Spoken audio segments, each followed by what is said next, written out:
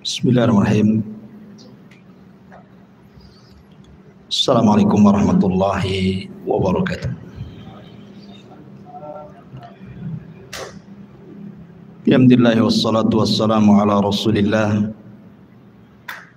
wa ala alihi wa sahbihi wa mawalah wa la hawla wa la quwata illa billahi wa ba'du. Alhamdulillah, di malam hari ini kembali kita bisa duduk di Masjid Muhajirin. Salawat dan salam kita hadiahkan kepada Rasul kita Nabi besar Muhammad sallallahu alaihi wasallam. Kita meneruskan kajian kita masih membahas dari nabi-nabi min dzurriyyati Adam, dari keturunan Adam alaihi salatu wassalam. Dan malam ini kita akan membahas tentang kisatu Ismail alaihi salam, kisah Nabi Allah Ismail alaihi salatu wassalam.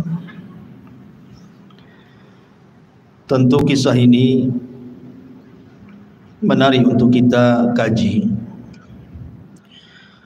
karena bagaimanapun Nabi Allah Ismail adalah kakek buyut daripada Nabi kita, Nabi Muhammad sallallahu alaihi wasallam.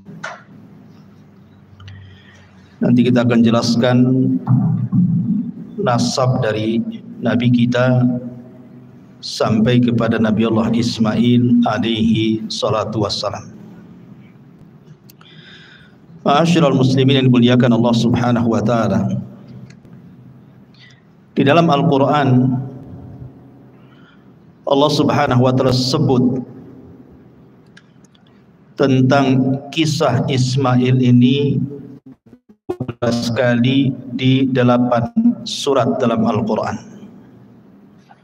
Di antaranya surah Al-Baqarah, kemudian terulang di Al-Imran, kemudian terulang di An-Nisa, kemudian juga pada surah Al-An'am, pada surah Ibrahim, kemudian Al-Anbiya, surah Sad, dan juga surah Maryam.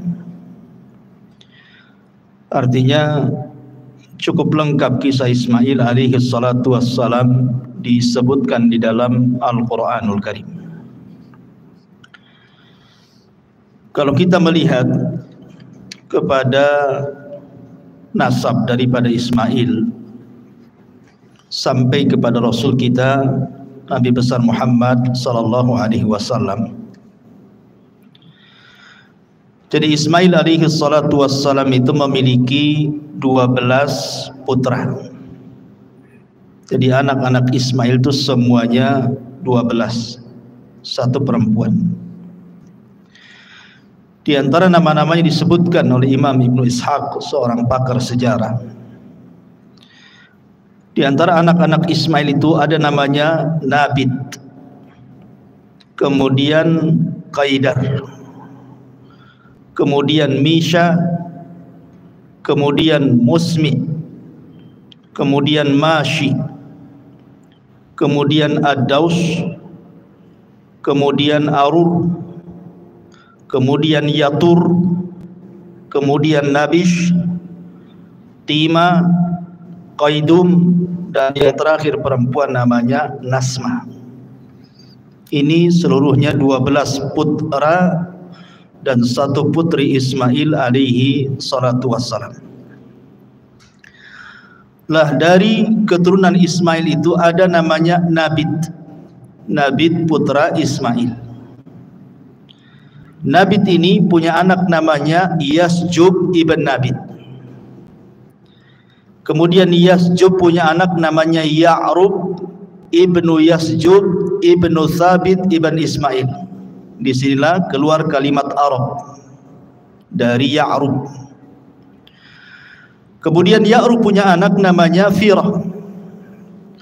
Kemudian Firah punya anak namanya Nahur. Kemudian Nahur punya anak namanya Muqawwim, dan Muqawwim punya anak namanya Udad. Lah Udad inilah ayahanda daripada Adnan. Artinya Adnan inilah yang disepakati bahwa Nabi SAW nasabnya sampai kepada Adnan. Adnan sendiri punya dua anak. Yang pertama Ma'ad dan yang kedua Ak. Ma'ad ini tinggal di Hijaz, Mekah dan Madinah. Sementara Ak ini menikah dengan orang Yaman, dengan kabilah Asy'ariyun dari keturunan Qahtan.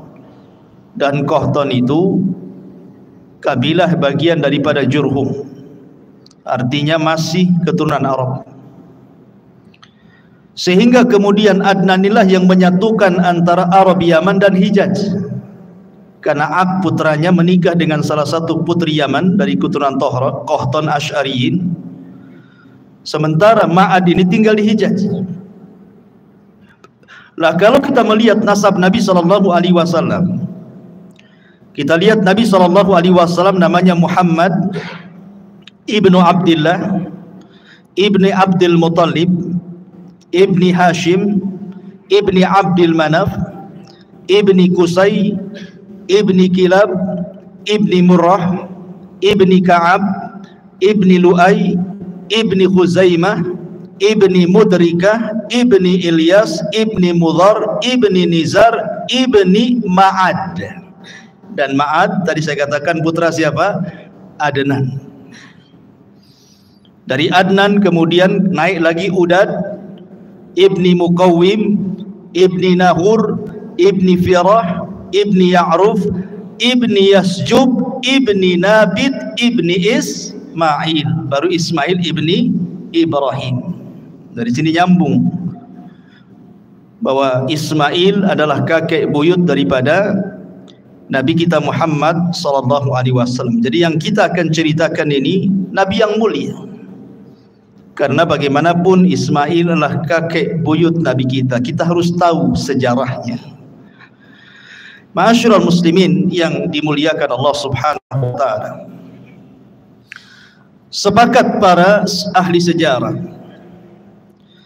bahwa nabi-nabi sebelum Ibrahim itu semua keturunan Nuh alaihi salatu wassalam.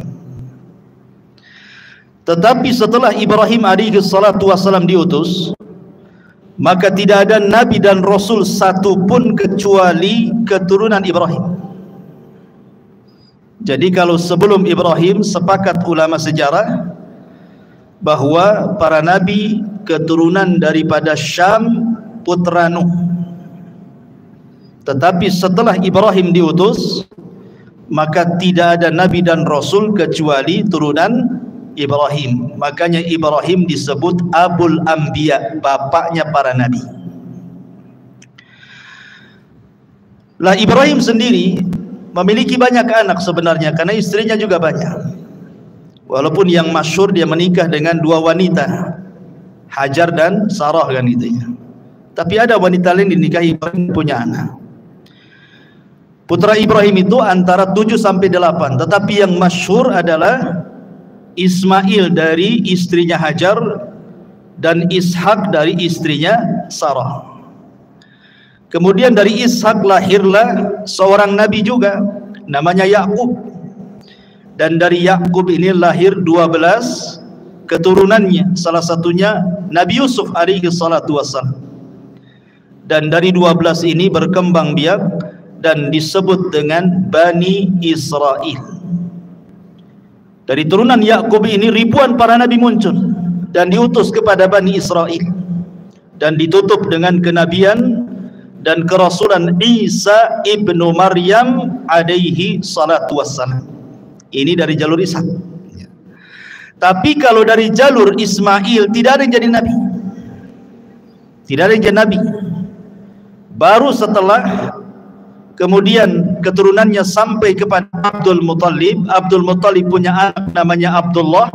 Dari Abdullah inilah lahir Nabi akhiruz zaman, Khatamul Anbiya wal Mursalin, Rasul Muhammad sallallahu alaihi wasallam. Itu kalau kita bicara nasab. Tentu ketika cerita Ismail tidak lepas daripada kisah ibundanya Hajar. Lalu siapa Hajar ini? Ada yang mengatakan bahwa Hajar ini, kalau menurut versi Yahudi, dia adalah seorang budak yang berada di istana Farainah, istana Fir'aun Mesir kala itu. Kemudian dihadiahkan kepada Sarah dan menjadi budak Sarah. Tentu sebagian ulama membantah kalau Hajar itu seorang budak, karena di sini ada berbau merendahkan kepada Nabi kita Muhammad sallallahu alaihi wasallam, seolah-olah dia turunan budak, dan seolah-olah Sarah itu lebih afdal dibandingkan Hajar, dan seolah-olah Yahudi lebih afdal dibandingkan Islam. Nanti menuju ke situ, sehingga orang-orang Yahudi di dalam kitabnya At-Takwim itu mereka mengatakan seperti itu. Hajar seorang budak, sementara Sarah ini tuannya, sehingga ada sebagian para ulama membantah Hajar ini bukan budak. Hajar ini justru adalah turunan Amalikoh ataupun turunan Farainah yang dahulu menguasai Mesir, dan dia adalah putri daripada pembesar Amalikoh atau Amalikoh dan juga Kanaani ini. Kemudian dijajah oleh Farainah, oleh orang-orang Fir'aun. Kemudian ditawanlah Hajar ini, kemudian dijadikan pelayan di istana Fir'aun. Lah kemudian setelah Sarah datang ke Mesir bersama Ibrahim, kemudian raja ini hendak melakukan sesuatu yang buruk kepada Sarah. Sarah pun berdoa kepada Allah dengan tawasul dengan amal saleh. Tiba-tiba raja ini stroke, tidak bisa bergerak, kemudian minta doa supaya disembuhkan. Maka Sarah berdoa kepada Allah, kemudian disembuhkan. Karena dia ketakutan kepada Sarah tapi hatinya masih suka, maka kemudian dihadiahkanlah Hajar kepada Sarah sebagai bukti kecintaan Fir'aun ini kepada Sarah, karena tidak bisa apa-apa. Ya. Jadi Hajar ini orang mulia, bukan sebagaimana prasangka orang-orang Yahudi. Itu ada yang mengatakan seperti itu. Intinya bahwa kemudian Hajar ini dihadiahkan kepada Sarah, kemudian tinggal bersama Sarah dan juga Ibrahim di Mesir. Tetapi karena memang kondisinya kurang kondusif, akhirnya Ibrahim pun kemudian meninggalkan Mesir dan kembali ke Syam, Palestina. Maka hiduplah 3 orang ini di Palestina. Lah usia Ibrahim alaihi salatu wassalam itu sudah tua, sudah hampir 82 tahun lebih, tetapi tidak kunjung juga punya keturunan. Hampir 86 lebih gitu ya, ya di atas 80 lah. Tidak punya keturunan juga, tetapi Ibrahim terus berdoa kepada Allah subhanahu wa ta'ala. Dan Sarah tahu bahwa Ibrahim itu pengen punya keturunan, sehingga karena kecintaan Sarah kepada Ibrahim, dia melirik Hajar. Bagaimana kalau seandainya Ibrahim menikah dengan Hajar, siapa tahu dari Hajar ini melahirkan keturunan. Akhirnya kemudian Ibrahim menikahi Sarah, menikahi Hajar, dan betul setelah menikah dengan Hajar, maka hamillah Hajar, kemudian punya anak dan lahirlah bayi, kemudian dinamai Ismail ibnu Ibrahim. Kemudian timbullah kecemburuan. Ingat bahwa idza aradallahu syai'an ahya asbab. Allah itu kalau menghendaki sesuatu pasti dimunculkan sebabnya. Allah menghendaki Ibrahim itu hijrah dari Palestina ke Mekah kan gitu. Tapi kan harus ada sebabnya. Sebabnya apa kan itu? Maka dibuat sebabnya. Salah satu penyebabnya adalah Hajar ini ketika memiliki Ismail, Ibrahim itu cinta betul dengan Ismail. Otomatis ketika cinta dengan Ismail, lebih banyak tinggal bersama Hajar. Cemburulah Sarah. Wajar kecemburuan seorang wanita, istri Nabi saja cemburu, Aisyah kan, kepada Safiyah. Sampai-sampai kemudian mengatakan tentang Safiyah itu, hasbuka an Safiyata kada wa kada ya Rasulullah. Cukuplah Safiyah ini begini dan begitu. Maksudnya Aisyah ingin mengisyaratkan dengan tangannya, Safiyah itu pendek loh, aku tinggi, gitu maksudnya. Ingin merendahkan Safiyah. Tapi Rasul marah dan mengatakan, ya Aish, laqad qulti kalimatan law muzizat bihal bahru lamazazathu. Wahai Aisyah, engkau sudah mengucapkan kalimat ghibah, yang satu kalimat ghibah ini kalau dilempar ke air lautan, satu air lautan tercemar dengan kalimat. Aisyah cemburu karena Safiyah ini walaupun kecil pendek tapi cantik. Artinya kecemburuan itu ada gitu. Jangan dikira istri Nabi tidak cemburu kan gitu. Kalau istri Nabi saja cemburu, apalagi istri antum. Kalau antum poligami ya wajar kan itu. Jangan ngamuk-ngamuk antum kan itu. Aisyah saja cemburu, kemudian juga Sarah juga cemburu kepada Hajar kan. Akhirnya Sarah meminta kepada Ibrahim untuk dijauhkan Hajar dengan dirinya. Terserah mau ditaruh di mana, tapi jangan dekat-dekat dengan diriku. Dari situlah datang perintah agar Ibrahim membawa Hajar kemana? Ke Mekah. Bayangkan Palestina ke Mekah itu kan perjalanan 1 bulan naik unta tuh. Tentu sekali lagi karena hikmah yang Allah kehendaki. Maka berangkatlah kemudian Ibrahim bersama Hajar dan bayi kecil Ismail.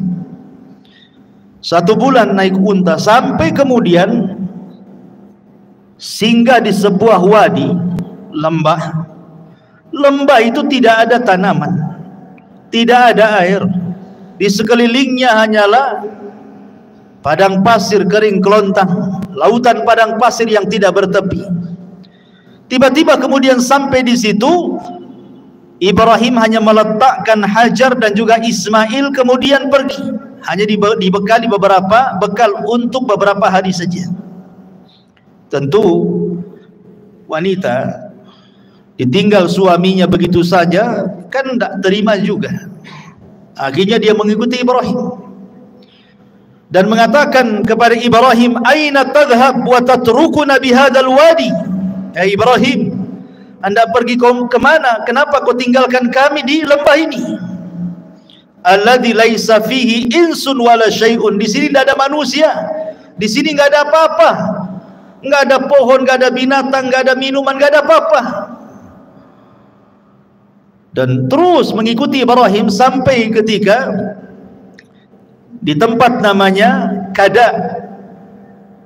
Baru kemudian Ibrahim terhenti.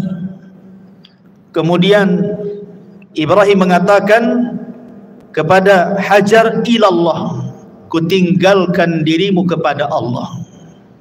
Bayangkan hanya ngomong begitu saja, kutinggalkan dirimu kepada Allah. Barulah kemudian Hajar paham dan mengatakan, raditu billah. Dalam riwayat Bukhari, idzan la yudayyi'un Allah. Kalau begitu saya redha dengan Allah. Dalam riwayat, kalau begitu pasti Allah tidak akan menyia-nyiakan saya. Kalau begitu idhab ya Ibrahim, pergi engkau Ibrahim. Dari sini ada pelajaran besar bagaimana Hajar dan juga Ismail kecil mengajarkan kepada kita sifat tawakkul ala Allah, sifat tawakal. Dan ini risalah kepada para wanita-wanita di zaman sekarang gitu ya, yang mungkin ditinggal meninggal suaminya, atau ditinggal pergi bekerja suaminya berbulan-bulan, atau boleh jadi suaminya tidak bertanggung jawab, boleh jadi Allah berkehendak lain untuk dirinya. Kalau dia bertawakal kepada Allah Subhanahu wa taala, maka katakan seperti yang dikatakan Hajar, idzan la yudayyi'un Allah. Kalau begitu Allah tidak menyia-nyiakan saya. Ini risalah kepada siapapun yang sedang kesulitan ekonomi, dipecat dari pekerjaannya, memilih bekerja yang halal dan meninggalkan yang haram. Katakan idzan lan yudayyi'un Allah. Katakan Allah tidak menyia-nyiakan saya. Begitulah tawakal yang diajarkan Ummu Ismail kepada kita. Tapi Ibrahim juga ketika meninggalkan istrinya Hajar dan putranya itu juga mengadu kepada Allah. Kenapa begini perintahnya gitu ya? Kenapa nggak ada perintah lain saja? Makanya kemudian dia setelah jauh meninggalkan Hajar dan sudah tidak terlihat Hajar dan sudah sampai di perbatasan, kemudian dia menghadap wajahnya menuju Al-Bait dan berdoa, dan Al-Quran menyebutkan doanya apa? Inni askantu min dzurriyyati biwadin ghairi dzi zar'in 'inda baitakal muharram. Ya Rabb, kenapa aku meletakkan dari keturunanku di sebuah lembah yang tidak ada tanaman, di sisi baitmu, rumahmu yang sangat mulia. Kemudian Ibrahim alaihi salatu wassalam terus berdoa kepada Allah azza wa jalla. Tetapi bagaimanapun Allah menghendaki yang lain. Terkadang ada kaedah, man taraka syai'an lillahi awwadallahu khairan minhu. Barang siapa yang meninggalkan sesuatu karena Allah, pasti Allah akan mengganti sesuatu itu dengan sesuatu yang jauh lebih baik lagi. Boleh jadi kalau seandainya Hajar tetap bersama Ibrahim di Palestina dan Sarah, tentu kehidupannya akan seperti itu saja kan, kecemburuan dan begitu seterusnya kan. Tetapi ketika kemudian dia rela meninggalkan Ibrahim dan juga istri pertamanya, harus ditempatkan di sebuah tempat, semua karena Allah, dan dia yakin Allah tidak menyia-nyiakan dirinya. Akhirnya kemudian justru itulah awal sejarah yang tidak pernah bisa dilupakan umat manusia sampai sekarang. Sekarang yang banyak diceritakan Hajar bukan Sarahnya kan?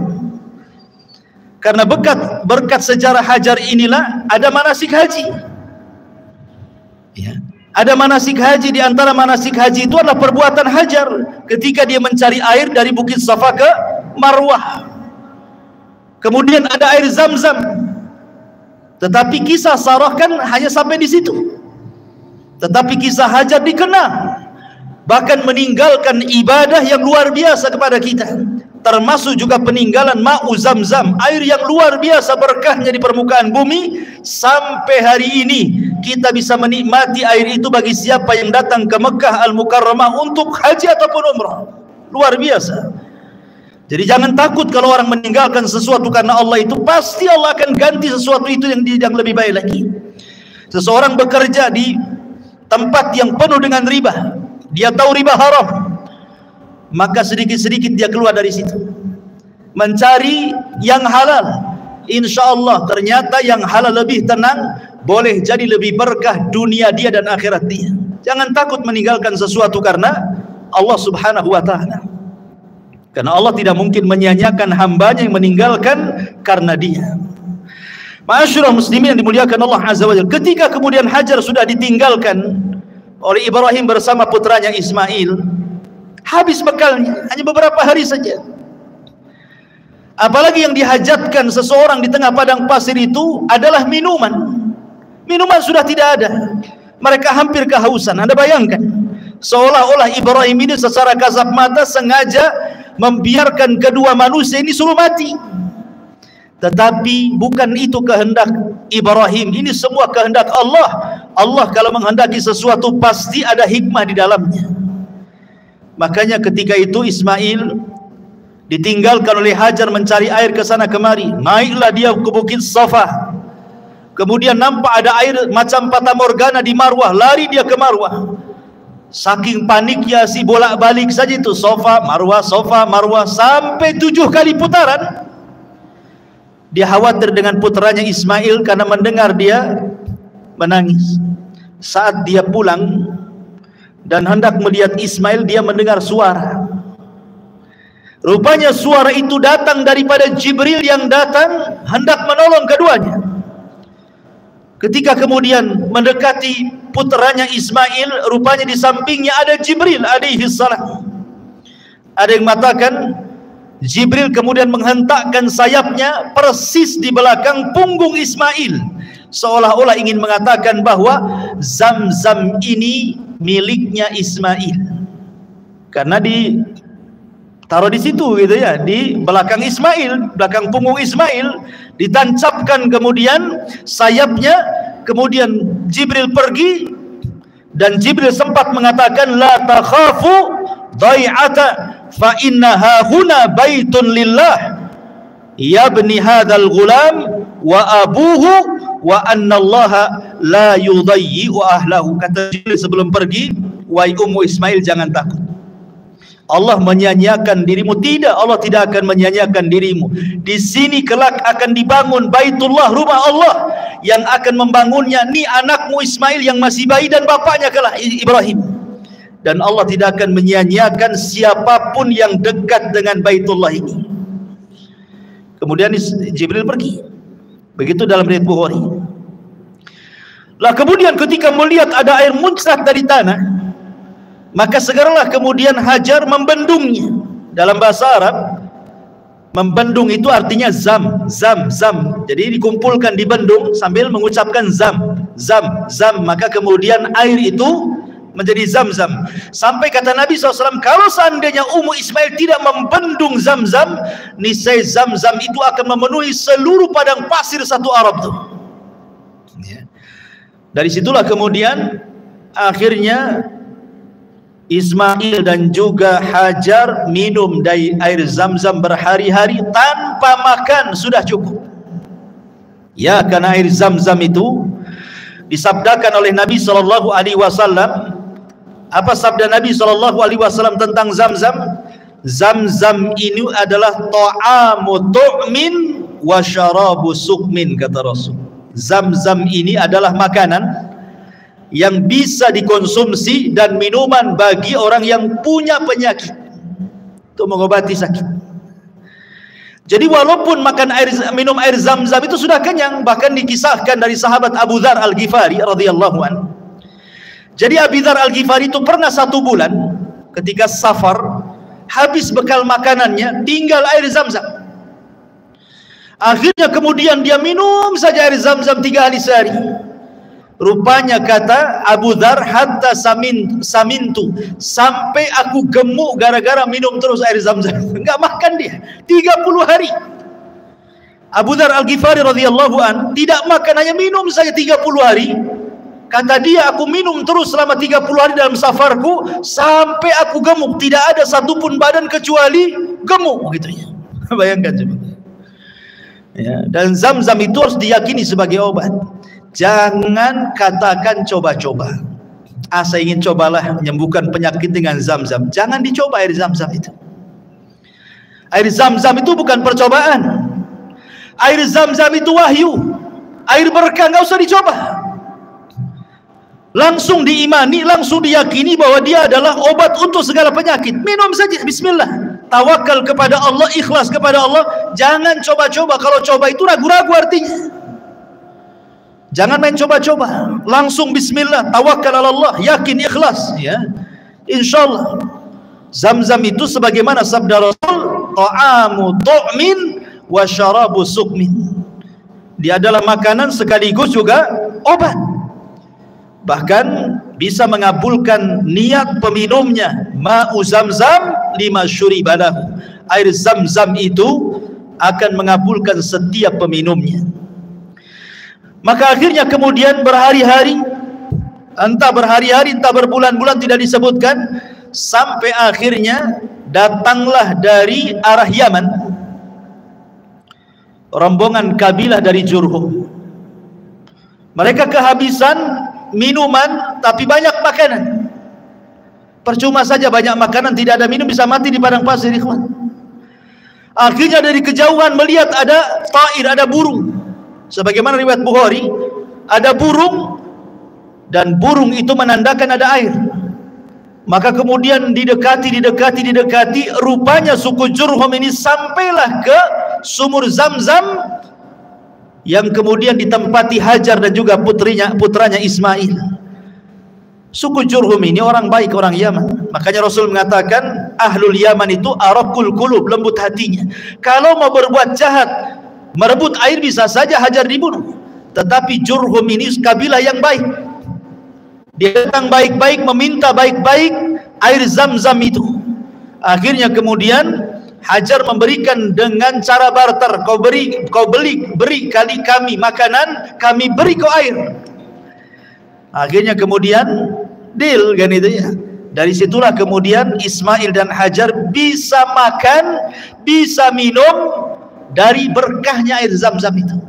Setiap datang suku Jurhum maka barter dengan makanan.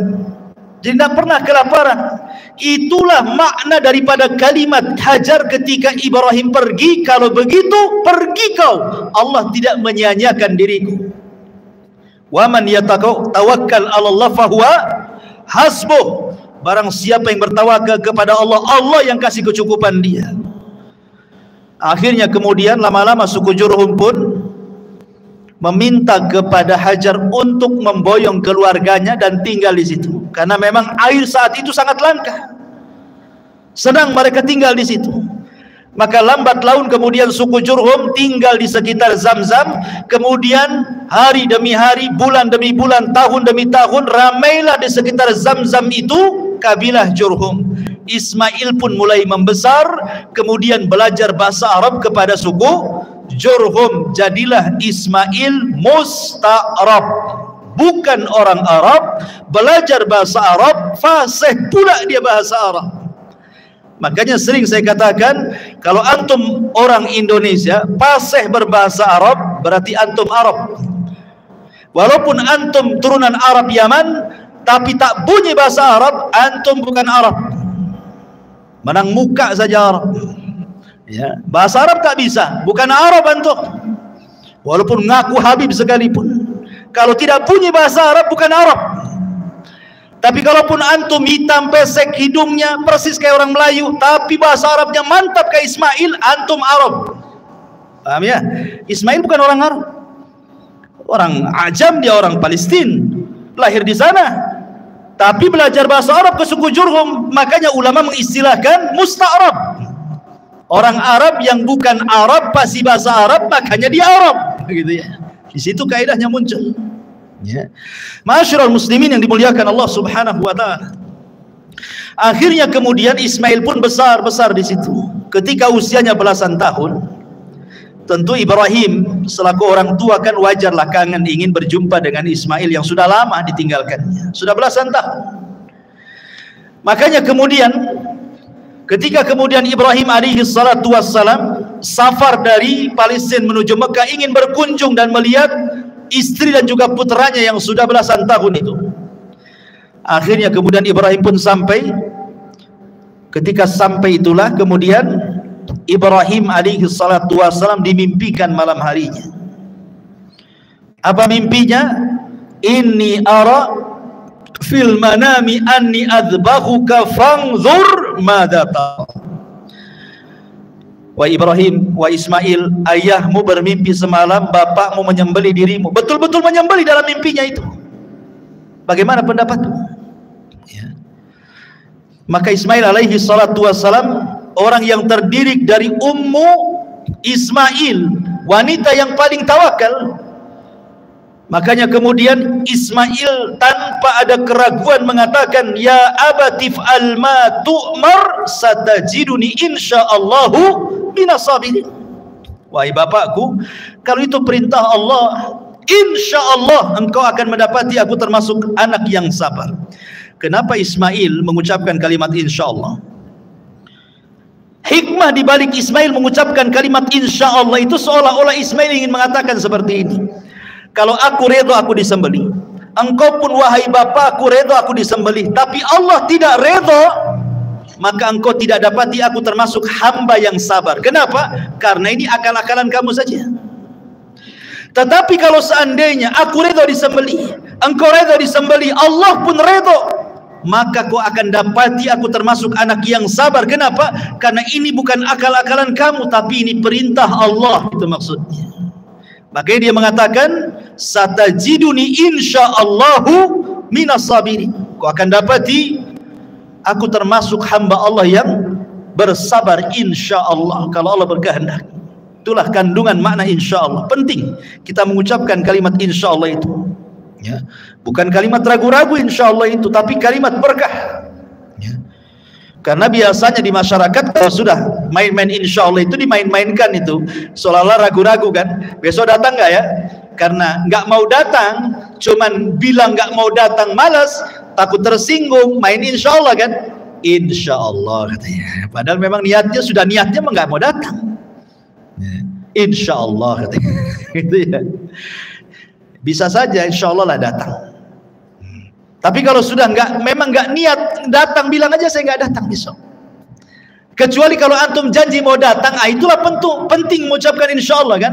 Karena ketika antum janji mau datang, bisa saja di jalan macet, bisa saja di jalan kecelakaan, bisa saja ada masalah, maka baru kemudian ucapkan kalimat insya Allah.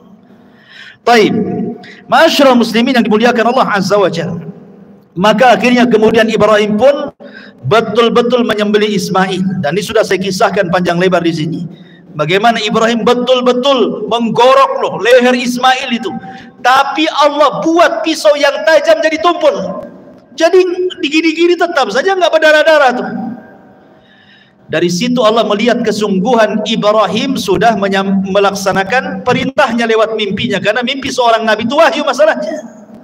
Maka Allah Subhanahu wa taala langsung mengirim penyeru dan menyeru dari langit dan mengatakan, ya ayya Ibrahim qad saddaqta ru'ya, wahai Ibrahim kau sudah membenarkan mimpi.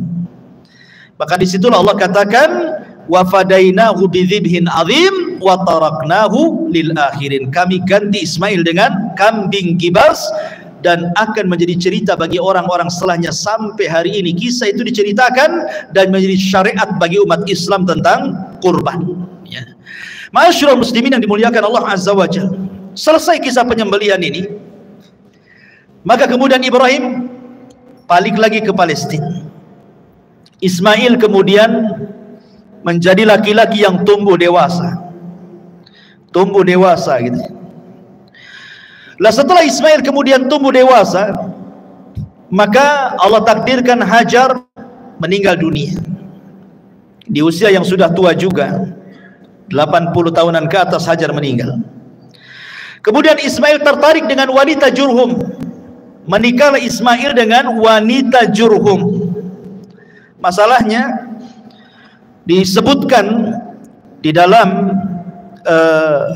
sejarah, bahkan juga diriwayatkan dalam Sahih Bukhari, bahwa ketika kemudian Ismail alaihi salatu wassalam menikah dengan wanita Jurhum itu, Ibrahim mendengar putranya sudah menikah. Maka Ibrahim dari Palestina datang ke Mekah ingin melihat istri daripada Ismail. Kemudian ketika dia berkunjung kepada rumah Ismail, Ismail sedang pergi, sedang mencari kerja, sedang mencari maisha. Maka kemudian Ibrahim bertanya kepada istri pertama Ismail yang dinikahi ini tentang bagaimana kehidupannya. Tiba-tiba kemudian ngeluh dia dan mengatakan, nahnu bisyarrin, nahnu fi dhikin wa syiddatin, fasyakat ilaihi. Hidup kami ini susah, kata istri pertamanya ini. Hidup kami dalam kejelekan, hidup kami tidak senang, hidup kami dalam kemiskinan, susah makan, macam-macam diadukan kepada Ibrahim. Ini istri Ismail tidak tahu kalau di depannya itu Ibrahim ya, karena dia nggak ngaku dia mertuanya kan gitu. Akhirnya kemudian Ibrahim ini melihat ini kok istrinya aneh, ini kok ngeluh-ngeluh gini nih, berarti Ismail ini salah cari jodoh nih. Akhirnya kemudian Ibrahim sebelum pergi, dalam Sahih Bukhari dijelaskan, Ibrahim menasihati istrinya, nanti kalau datang suamimu Ismail, katakan pesan dari saya, ghayyir atabata babik. Kemudian pergi Ibrahim. Ketika Ismail kemudian pulang, diceritakan sama istrinya bahwa ada orang tua sifatnya seperti ini. Kaget dia, lah itu orang tua saya, kenapa kau tidak memuliakan dia? Kata istri, saya tidak tahu itu orang tuamu. Akhirnya kemudian kata Ismail, berpesan apa itu orang tuaku kepadaku? Kata istrinya, dia hanya berpesan, ghayyir atabata babik, katanya, ganti tangga menuju rumah depanmu, katanya.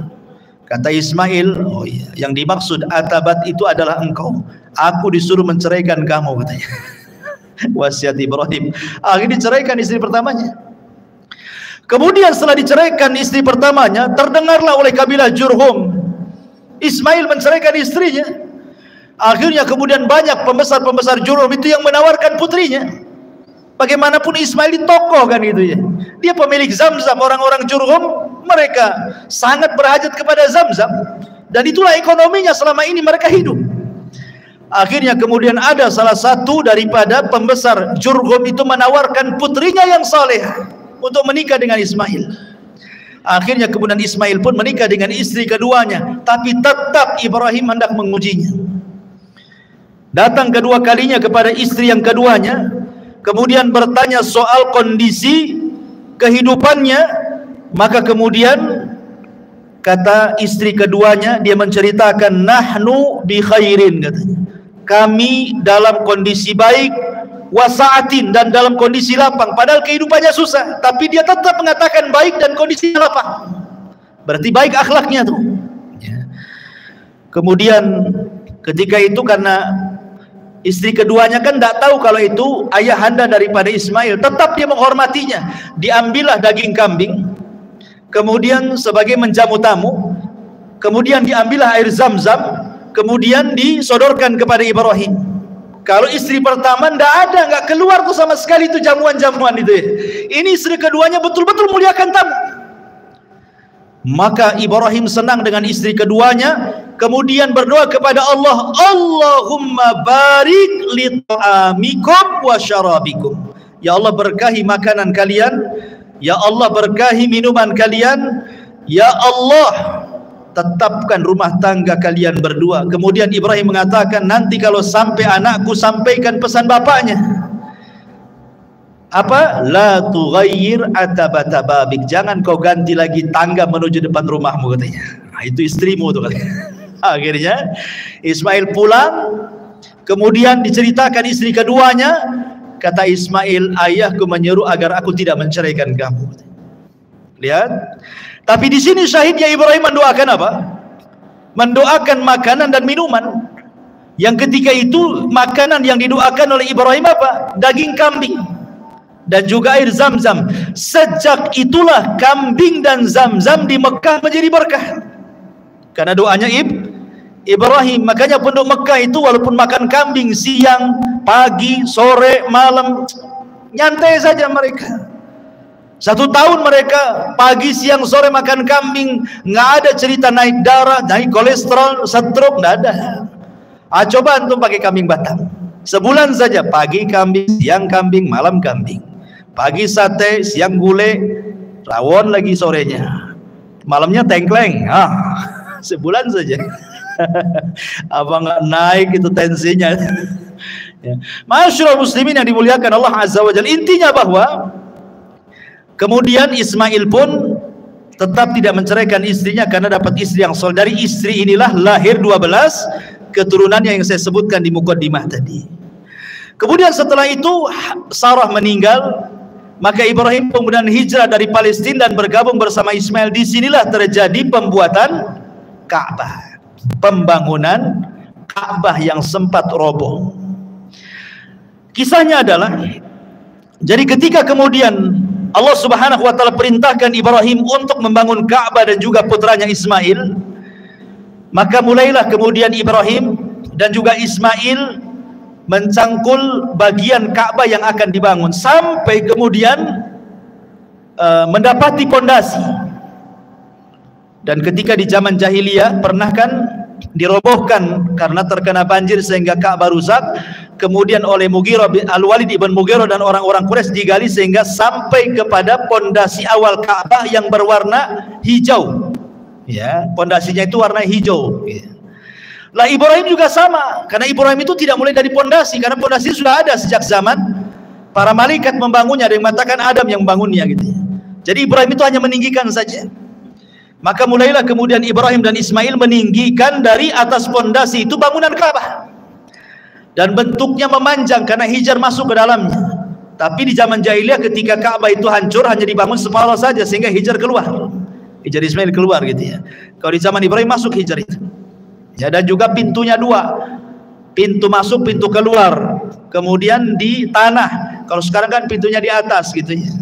Agak sulit, orang-orang tertentu saja masuk. Kalau orang dulu kan siapa aja bisa masuk gitu ya. Intinya bahwa ketika kemudian sudah dibantu oleh Ismail pembangunan Ka'bah, sampai kemudian ada satu tempat yang itu khusus untuk satu batu, kurang satu batu, maka Ibrahim meminta kepada Ismail untuk mencari batu. Kemudian pulang, rupanya yang dibawa itu Hajar Aswad, batu dari sorga. Ibrahim tahu ini Hajar Aswad, dulunya warnanya putih tapi menjadi hitam karena dosa anak Adam, kata Rasul. Maka diletakkan Hajar Aswad di Ka'bah sebagai pelengkap Ka'bah itu. Dan Hajar Aswad ini menjadi kiblat bagi kita kaum muslimin ketika sholat kita. Dan pernah hilang 20 tahun, dicongkel oleh orang-orang Syiah. Ketika Syiah menyerbu Mekah ketika itu kan, sampai di pantai ribuan jemaah haji itu, sampai orang yang nempel di kiswah Ka'bahnya di pantai itu, orang-orang Syiah itu dicongkel itu Hajar Aswad, dibawa ke Bahrain. 20 tahun hilang Hajar Aswad itu. Tapi setelah Hajar Aswad dicuri sama orang-orang Syiah itu, dibawa ke Bahrain, banyak azab menimpa Bahrain. Akhirnya takut dibalikin lagi setelah 20 tahun. Ya, Ma'asyiral muslimin yang dimuliakan Allah Subhanahu wa taala, intinya bahwa Allah Subhanahu wa taala menggambarkan dalam Al-Qur'an, inna awwala baitin wudi'a lin-nasi lalladzi bi Bakkah mubarakan wa hudan lil alamin fihi ayatun bayyinatun maqamu Ibrahim wa man dakhalahu kana amina walillahi 'alan nasi hajjul baiti man istata'a ilaihi sabila wa man kafara fa innallaha ghaniyyun 'anil 'alamin. Sesungguhnya rumah yang mula-mula dibangun untuk tempat beribadah manusia adalah Baitullah yang ada di Bakkah ataupun Mekah, yang diberkahi dan menjadi petunjuk bagi semua manusia. Di sana terdapat tanda-tanda yang jelas, di antaranya maqam Ibrahim. Barang siapa memasuki Baitullah, amanlah dia. Dan di antara kewajiban manusia terhadap Allah adalah melaksanakan ibadah haji ke Baitullah, yaitu bagi orang-orang yang mampu mengadakan perjalanan ke sana. Barang siapa yang mengingkari kewajiban haji, maka ketahuilah Allah Maha Kaya bagi seluruh alam semesta. Ketika Ibrahim sudah selesai itu membangun Ka'bah, dan apabila dia capek, maka dia berdiri di samping Ka'bah yang kemudian menjadi makom Ibrahim. Makom dulu tempat istirahatnya di situ, makanya makom sekarang kan. Ya. Jadi setelah selesai, Allah perintahkan kepada Ibrahim untuk mengajak seluruh manusia yang ada di bumi suruh haji. Ibrahim gimana? Harus datang kemana-mana mengajak manusia haji, perlu berapa waktu ke timur, ke barat, ke selatan, ke utara. Jadi Ibrahim mengatakan, ya Rabb, tidak mungkinlah saya berjalan ke sana kemari kan itu. Tapi Allah mengatakan, ya Ibrahim, aku tidak suruh kau jalan ke sana kemari, aku suruh kau berteriak dari Mekah. Nanti kami yang sampaikan suaramu ke ujung barat, ke ujung timur, ke selatan dan ke utara. Dan ini mukjizatnya Ibrahim. Cukup kau serukan manusia untuk haji, suaramu sampai di sana nanti, gitu maksudnya. Maka Ibrahim pun menyerukan manusia untuk haji, suaranya kemana-mana, masuk ke telinga semua manusia. Subhanallah, seruan Ibrahim masih melengket di telinga kita sampai hari ini. Semua datang ke Mekah, ya, semua datang ke Mekah kan. Alhamdulillah, seruan Ibrahim sampai hari ini melekat di telinga-telinga kaum muslimin. Wa adzin finnas, ya, dan serukan kepada manusia untuk haji, ya'tuka rijalan wa ala kulli dhamirin ya'tin min kulli fajin amik, kata Allah. Maka akan datang dari semua belahan negeri untuk menziarahi Ka'bah. Sadaqallahul azim. Lihat bagaimana sekarang dari penjuru negeri datang ke Mekah. Subhanallah, tidak ada orang yang bosan datang ke Mekah dalam rangka haji dan umrah. Ya, buktinya orang yang hari-hari umrah belakangan punya travel umrah pula dia. Saking pengen terus ke sana bolak-balik ini. Begitulah Allah cintakan manusia untuk haji. Ma'asyiral muslimin yang dimuliakan Allah Subhanahu wa taala. Kemudian Nabi Ibrahim alaihi salatu wasalam wafat, dan Allah Subhanahu wa taala kemudian menggantikan estafet dakwah Ibrahim kepada pundak Ismail. Makanya Allah Subhanahu wa taala firmankan di dalam surah Maryam ayat 54-55, wadhkur fil kitabi Ismail innahu kana sadiqal wa'di wa kana rasulan nabiyya. Ceritakan wahai Muhammad fil kitab, di dalam Al-Quran, tentang Ismail. Dia adalah orang yang sangat jujur dan amanah, wa kana rasulan, dia seorang rasul, nabiyan, dan seorang nabi. Diutus kepada siapa kalau dia seorang rasul? Ismail diutus kepada seluruh bangsa Arab. Jadi Ismail nabinya bangsa Arab. Dia seorang rasul dan seorang nabi. Wa kana ya'muru ahlahu bis salati waz zakati wa kana inda rabbih mardiyya. Dan dia memerintahkan keluarganya untuk salat, zakat, dan dia di sisi Allah sangat diridhai, sangat disukai. Ismail diangkat menjadi nabi dan rasul dan berdakwah setelah Ibrahim kepada seluruh bangsa Arab. Dan subhanallah, asar Ismail sampai kepada di masa jahiliyah, di masa diutusnya Nabi SAW. Sampai ketika Rasul datang ke Gua Hira untuk tahannut, untuk i'tikaf di Gua Hira, belum diangkat jadi nabi. Kemudian Rasul SAW tafakkur di situ, beribadah kepada Allah Azza wa Jalla, beribadah atas syariat siapa coba? Kan belum diangkat jadi nabi, belum ada syariat kan? Jadi Rasul beribadah di atas syariat Ismail. Dia beribadah di atas syariat Ismail, tafakkur dalam gua itu. Ya, karena belum ada syariat yang diberikan kepada Rasul seperti sholat, zakat, puasa, Quran, dan begitu seterusnya. Maka dia tafakkur ala syariat Ismail. Di atas syariat Nabi Allah Ismail alaihi salatu wassalam, sampai datang Jibril dan mengangkat Nabi sallallahu alaihi wasallam sebagai nabi dan juga rasul. Dan ketika Ismail alaihi salatu wassalam meninggal dunia, suku Jurhum itu dari turunan Ismail dan juga turunan istrinya itu masih mentauhidkan Allah. Tapi masalahnya tidak bertahan.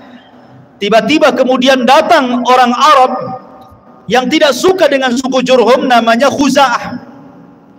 Maka Khuza'ah itulah akhirnya menggempur Jurhum. Mulailah kemudian Jurhum pun kalah, akhirnya kembali ke Yaman dan dikuasai Hijaz oleh Khuza'ah. Lah sebelum kemudian Khuza'ah ini menguasai Jurhum, Jurhum pandai karena ekonomi mereka dari Zamzam. Disitulah air Zamzam dipendam sama orang-orang Jurhum supaya jangan direbut Khuza'ah. Dipendam sampai akhirnya beratus-ratus tahun hilang Zamzam itu. Ketika kemudian dikuasai oleh Khuza'ah, Khuza'ah tidak menemukan di mana letak air Zamzam itu. Subhanallah, di antara salah satu tokoh daripada tokoh Khuza'ah ada namanya Amr ibn Luhai. Amr ibn Luhai. Amr ibn Luhai inilah, dialah yang pertama kali merubah agama Ismail dan juga Ibrahim di kota Arab. Di negeri Arab itu dialah yang pertama merubahnya. Karena dia yang membawa patung Hubal dari Syam kemudian meletakkan di dalam Ka'bah. Makanya Rasul mengatakan, inni ra'aitu Amr ibn Luhai fin nari yajurru am'a'ah. Aku melihat Amr ibn Luhai terburai ususnya di neraka karena dia yang pertama kali merubah syariat Ibrahim. Amr ibn Luhai ini. Sejak itulah Amr ibn Luhai mengasas akidah musyrik, menyembah berhala. Akhirnya tidak ada satupun orang Arab kecuali menjadi penyembah berhala, kecuali hanya beberapa orang yang bisa dihitung dengan jari yang masih beragama Ismail dan Ibrahim, seperti Waraqah ibn Naufal, ya, kemudian ayahanda Said ibn Said, ya, kemudian beberapa orang, ya, tidak banyak itu yang masih beragama Hanafiyah Sam'ah, termasuk Nabi SAW masih berpegang dengan syariat Ismail, ya. Tetapi yang lainnya semua menjadi penyembah berhala. Lah baru di zaman Abdul Muttalib, di zaman Abdul Muttalib inilah baru kemudian ditemukan air Zamzam. Jadi begini kisahnya. Abdul Muttalib ini, ikhwatu fiddin, muliakan Allah Azza wa Jalla, ketika itu menjadi Sayyidul Arab, pemimpin Arab, karena Quraisy itu dipimpin oleh dua kabilah. Kabilah Bani Abdi Manaf dan kabilah Bani Khuza'ah, kabilah Bani Khuza'ah, Makhzum, Bani Makhzum. Ada Bani Makhzum, kabilahnya Abu Jahal. Ada kabilahnya Bani Abdi Manaf, kabilahnya Bani Hashim, kabilah Nabi SAW. Jadi yang lain itu kabilah-kabilah kecil. Yang besar ini nih, Bani Makhzum dan Bani Abdi Manaf. Jadi gantian tuh, kadang-kadang yang menjadi pemimpin dari keturunan Makhzum, kadang-kadang dari Bani Abdi Manaf. Lah ketika itu yang menjadi pemimpin adalah dari Bani Abdi Manaf, Abdul Muttalib. Tapi setelah Abdul Muttalib meninggal, diambil alih oleh Bani Makhzum, Abu Jahal menjadi pemimpinnya, ya. Jadi Abdul Muttalib ini bermimpi ketika dia sedang tertidur di Hijr Ismail. Didatangi malaikat dan mengatakan, ihfir at-tayyibah, ihfir at-tayyibah, galilah at-tayyibah, benda yang baik. Kemudian besoknya mimpi lagi, didatangi lagi malaikat yang sama dengan mengatakan, ihfir al-barrah, ihfir al-barrah, katanya. Barrah ini apa? Benda yang baik ini. Kemudian yang ketiga kalinya, 3 hari berikutnya mimpi lagi, ihfir al-madunah, katanya. Galilah sesuatu yang tersimpan. Abu Talib makin bingung. Hari keempatnya bermimpi lagi, baru jelas-jelas mengatakan ihfiriz Zamzam, katanya. Kamu harus menggali Zamzam. Oh, baru paham maksudnya. Kemudian dia dikasih tahu tanda-tandanya. Tanda-tanda kau menggali Zamzam itu 3. Pertama, di situ ada qaryatun namlin, ada desa semut, sarang semut. Yang kedua, di situ ada ghurab, ada gagak yang sedang makan semut. Yang ketiga, di situ ada darah yang tertumpah. Kalau itu terjadi, galilah di situ. Akhirnya suatu hari Abdul Muttalib ini sedang berjalan-jalan di Sya'b Arab ini. Rupanya dia melihat kok banyak semut di situ. Kemudian dia melihat ada gagak yang sedang matuk-matuk semut itu. Tiba-tiba ada unta lari, dikejar oleh tuannya, sedang kabur unta itu. Rupanya unta itu tertangkap persis di sarang semut itu, kemudian oleh pemiliknya langsung disembelih. Tertumpahlah darahnya di situ. Dia teringat mimpinya tuh. Oh ya, jangan-jangan di sini, karena mimpinya persis kayak gitu kan. Sarang semut, ada gagak, ada tumpahan darah di situ. Ah, jangan-jangan di sini dia.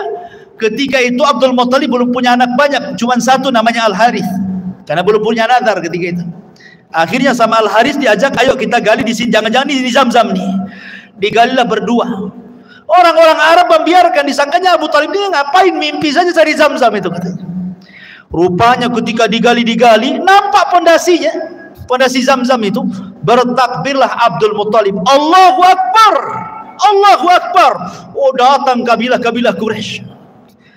Tiba-tiba setelah ditemukan Zamzam, kabilah Quraisy mengatakan kepada Abdul Muttalib dan mengatakan, ya Abdul Muttalib, kami semua adalah Bani Ismail, keturunan Ismail.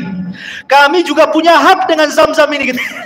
Bayangkan, ketika menggali mereka nengokin, sudah ketemu mereka mengaku itu Zamzam kami juga, katanya. Karena kami semua keturunan Ismail dan ini adalah Zamzamnya Ismail, katanya. Kata Abdul Muttalib, tidak bisa. Aku yang menemukannya, ini dikhususkan untukku. Kata mereka, tidak bisa. Kalau engkau tidak berbagi dengan kami, kami siap perang, katanya. Oh, ngajak perang. Akhirnya kemudian kata Abdul Muttalib, apa enggak ada pendapat yang lebih baik kecuali harus perang? Kata mereka, kalau begitu kita harus datang kepada orang pintar dari Bani Sa'ad, dari Hudzail, katanya. Di situ ada dukun sakti. Biar dukun itu menentukan apakah Zamzam itu milikmu atau milik kita semua, katanya. Akhirnya masing-masing kabilah mengutus beberapa utusan. Ini Bani Hudzail, Bani Sa'ad ini di ujung Syam loh, perbatasan Syam. Sementara orang-orang ini di Hijaz. Kalau mereka mau datang ke dukun yang ada di perbatasan Syam itu, harus melewati berbulan-bulan padang pasir. Coba bayangkan juga, hanya ingin nemuin dukun aja tuh. Berangkatlah mereka. Subhanallah, di tengah jalan kehabisan bekal, kehabisan minum, banyak mati. Sehingga hanya beberapa orang saja yang masih hidup. Akhirnya mereka pun sudah tidak bisa lagi melanjutkan perjalanan dan hampir menguburkan hidup mereka sendiri karena tidak sanggup lagi, masih jauh perjalanan. Sementara air sudah nggak ada. Kemudian mereka mengatakan, kata Abdul Muttalib, sebaiknya kita berpencar saja. Kita cari air, mudah-mudahan mungkin di sekitar sini ada air, masing-masing gak dapat rezeki gitu. Akhirnya berpencarlah mereka. Qadarullah, ketika Abdul Muttalib hendak pergi, ketika dia menginjak padang pasir, sandalnya itu ketika diangkat keluar air. Akhirnya mereka pun minum dari situ. Mereka ditolong oleh Abdul Muttalib lagi nih. Dari situlah mereka mengatakan, sudahlah Abdul Muttalib, tidak perlu kita datang ke dukun, kami menyerah, Zamzam itu milikmu karena engkau sudah menolong kami semua di sini. Balik lagi, tidak jadi ke dukun. Dari situlah Zamzam miliknya Abdul Muttalib. Tapi masalahnya Abdul Muttalib sudah tahu nih, kalau dibiarkan dia meninggal bisa masalah Quraisy, perang nih gara-gara Zamzam. Disitulah dia bernadar. bernadar kepada Allah agar diberikan anak 10 untuk menjaga Zamzam, dan sebagai imbalannya 1 di antara mereka akan aku korbankan. Allah takdirkan dipenuhi nadarnya. Abdul Muttalib pun punya anak 10, salah satunya namanya Abdullah, ayahanda Nabi. Ketika sudah pada remaja, Abdul Muttalib lupa dengan nadarnya bahwa dia harus mengorbankan salah satu dari 10 anaknya. Tetapi kemudian diingatkan, hai Abdul Muttalib, kau sudah berjanji akan mengorbankan salah satu putranya. Dikurahlah anak-anaknya. Subhanallah, yang kena pula Abdullah. Abdullah itu anak yang paling dicintai Abdul Muttalib dan disayangi orang-orang Quraisy. Makanya orang-orang Quraisy mengatakan, gak usahlah disembelih Abdullah itu, kau datang aja ke dukun lagi, mungkin ada solusi yang lain katanya. Datanglah Abdul Muttalib ke dukun. Kata dukun, cobalah dikocok kayak arisan katanya. Ya, tulis dalam 2 kertas, 1 nama Abdul Muttalib, 1 10 unta. Kocok siapa yang keluar, kalau 10 unta berarti selamatlah Abdullah. Kau sembelih 10 unta, bagikan fuqara wal masakin katanya. Dikocok, keluar Abdullah. Lah, keluar Abdullah.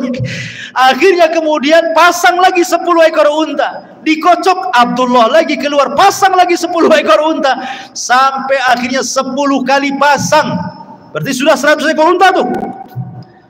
Baru keluar unta. Akhirnya dia terpaksa menyembelih 100 ekor unta loh ya. Diberikan kepada fuqara wal masakin dan tidak jadi menyembelih Abdullah. Dan situlah 100 ekor unta menjadi diat pembunuhan. Kalau ada orang membunuh, kisos. Kalau tidak dikisos, bayar 100 ekor unta. Jadi diat. Nah, makanya Nabi SAW disebut Ibnu Dzabihataini, anak dari 2 orang yang akan disembelih. Pertama ayahandanya Abdullah, yang kedua Ismail, kakek buyutnya, putra daripada Ibrahim alaihi salatu wassalam. Wallahu alam. Sampai di sini kisah Nabi Allah Ismail alaihi salatu wassalam, kakek buyut Nabi kita yang mulia alaihi salatu wassalam. Subhanakallahumma bihamdika asyhadu an la ilaha illa anta astaghfiruka wa atubu ilaik. Allahu ta'ala. Assalamualaikum warahmatullahi wabarakatuh.